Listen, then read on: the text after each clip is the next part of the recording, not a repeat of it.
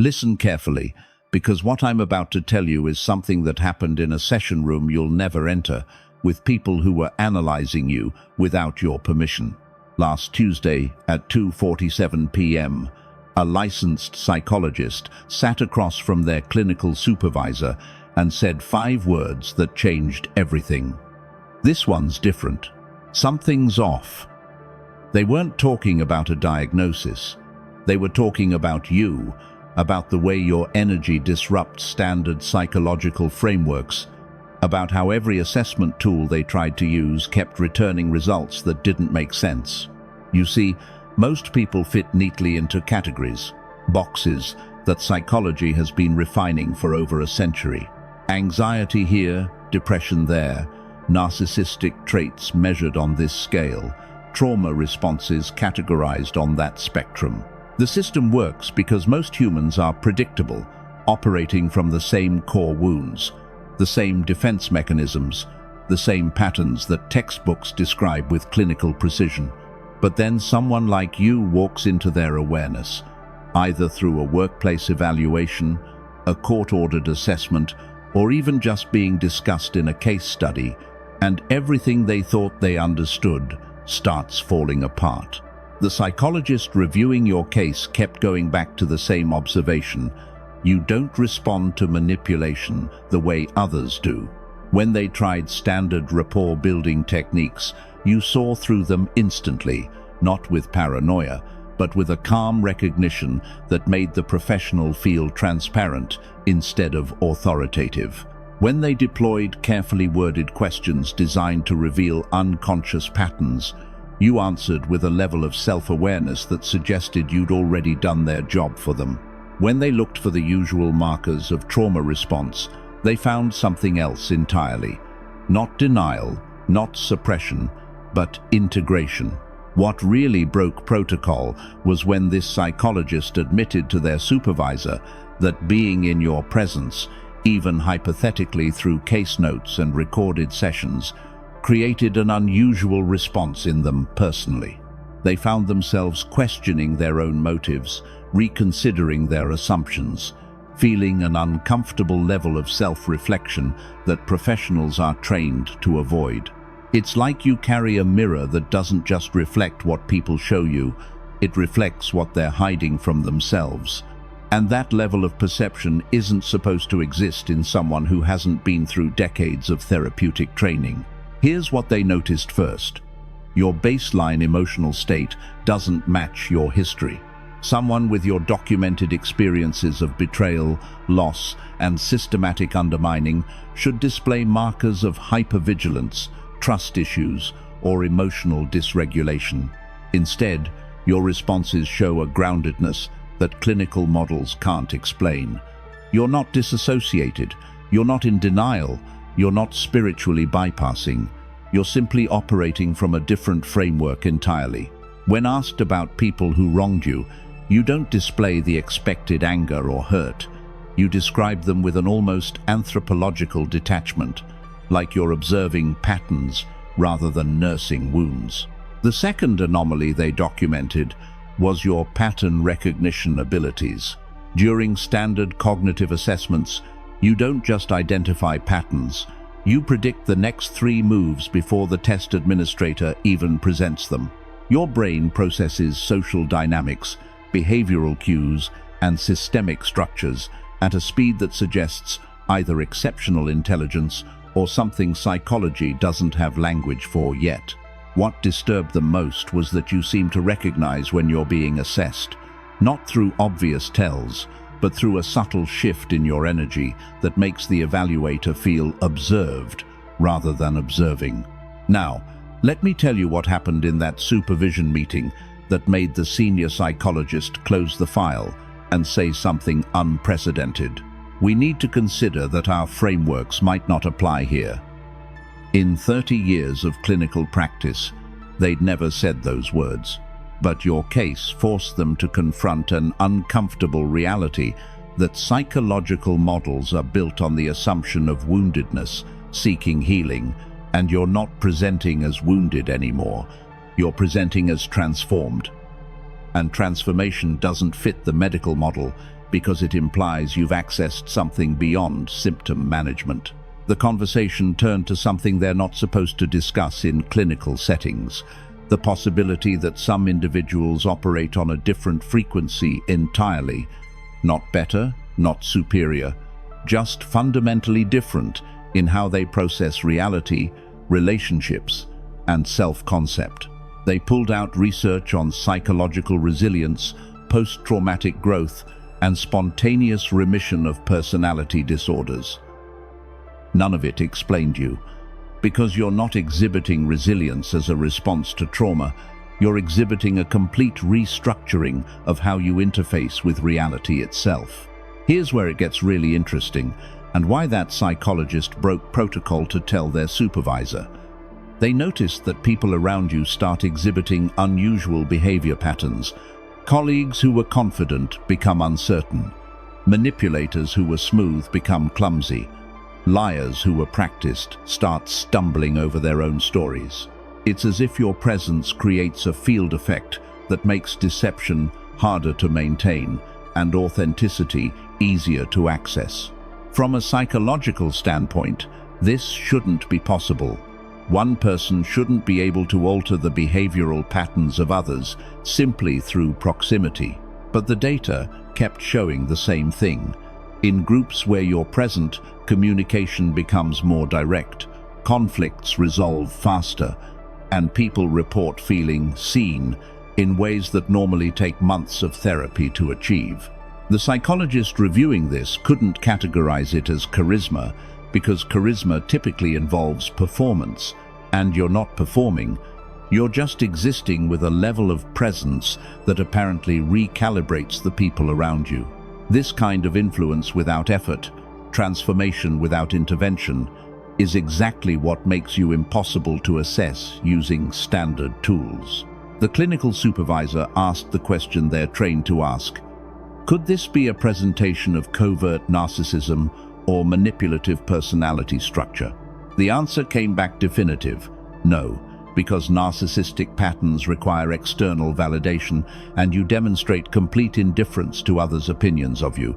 Not defensive indifference, but genuine non-attachment.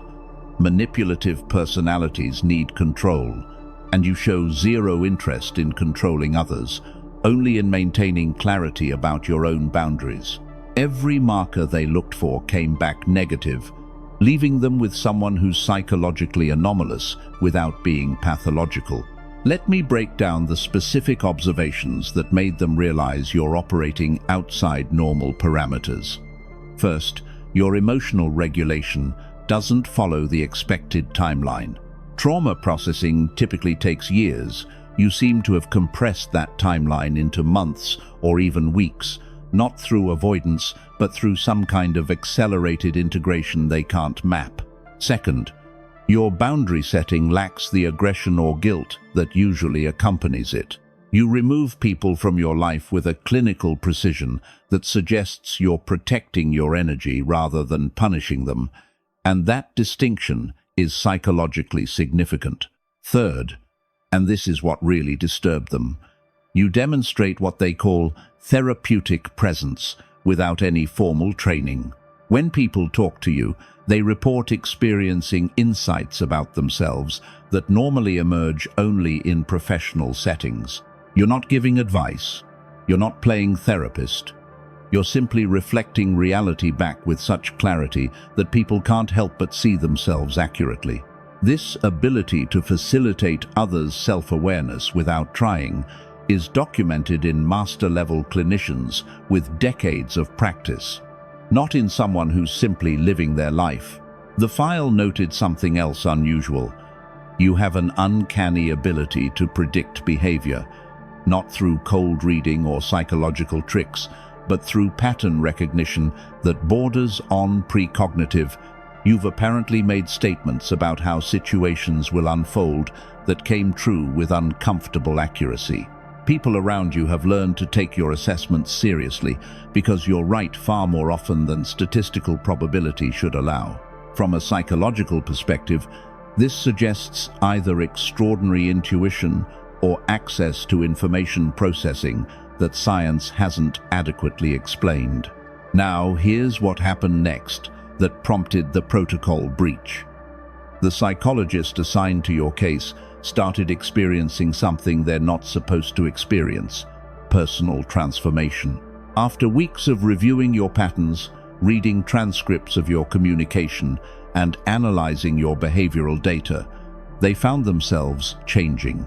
They started noticing manipulative patterns in their own relationships. They began setting boundaries they'd been avoiding for years. They caught themselves people-pleasing and stopped mid-act.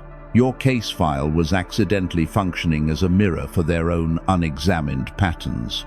This is where psychology breaks down completely, because assessment is supposed to flow one direction. Professional evaluates subject. But somehow you'd reverse the current without even being in the room. The psychologist couldn't explain how your documented patterns were catalyzing change in them personally, only that reading about your clarity was forcing them to confront their own lack of it. They admitted to their supervisor that continuing the evaluation felt less like analyzing a case study and more like being analyzed themselves, which is precisely why they broke protocol. The supervisor's response was telling. This happens sometimes with individuals who've undergone complete ego death and reconstruction. They stop operating from woundedness and start operating from truth, and truth has a way of destabilizing everyone it touches. This acknowledgement that your transformation is real, documentable, and outside standard frameworks is exactly what you need to understand. You're not crazy.